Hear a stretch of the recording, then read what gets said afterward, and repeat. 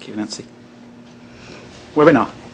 Just recommend that the committee, in collaboration with Dr. Jones's office, actively explore the value of a webinar meeting, the entire committee added during the 2011 year. So we're just making that recommendation to you, Wanda, I think. Well, we're asking her, if I understand this right, we're making the recommendation so she can go up the ladder and see if she can get $10,000 to fund it, if we can provide a rational reason to do it. Well, you know, again, this is committee advising the secretary, so, you know, it's the secretary who could. Well, yeah, Not trying to put whatever the correct way is to say that. I'm trying to be politically correct as well. Oh, no, I'm not looking at CDC.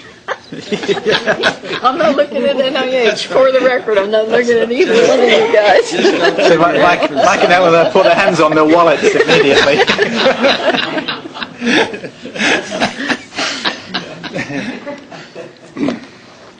It would seem a reasonable option to explore anyway, whether it's for a third meeting, to replace a meeting, or replace every meeting we have. So I'm not totally sold on it yet, but I probably am when I get up at 3:30 in the morning to come here. I'm not sold on it as a replacement, but I'm certainly sold on the concept as an augmentation to conduct a little more, to conduct good business in the midst of. There seems to be a consensus. Not a consensus. That's not a fair word. There seems to be a lot of play among the public comments about the need for 4 meetings, and I think the simple financial logistics, not to mention the planning logistics for those of us who would have to come to these meetings, is that that's just not likely to happen next year.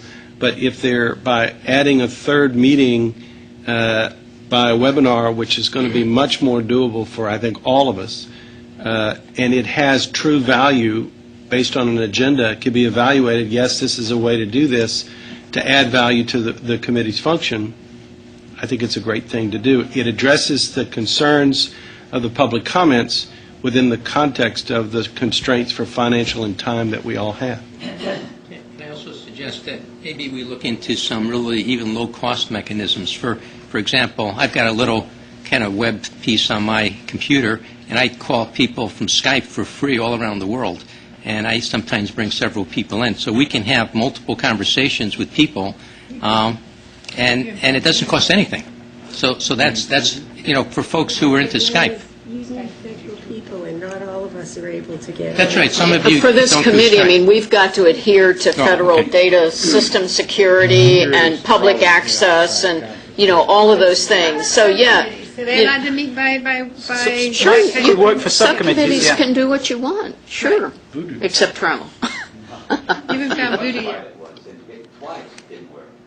Right. So much for your high technology. Some people. That's because Skype rejected your picture on. Is that the deal? So just let me get this clear up. Is this a recommendation to the secretary, or are we tasking Wanda to do this? My understanding is that tasking one is probably not going to help. If we make the recommendation to the secretary, he may then, or she may, it won't go up to she, so he may, then Dr. Coe may decide that, okay, Wanda, this is a good idea, what can you do? I'm assuming that's the right way to do that. Very good. So if you just would like to restate the motion, we'll... Yes, that the recommendation of the secretary is that he ask Wanda's office to actively explore the feasibility of a webinar-based third meeting for us in 2011, based upon the value of carrying on a meeting in that format, meeting of the committee in that format. Very good. I think the agenda could easily be filled. That wouldn't be the problem. Waiting for a second. Seconded. Michael, I'll let you off the hook, yes. Any further discussion? All those in favour? So moved.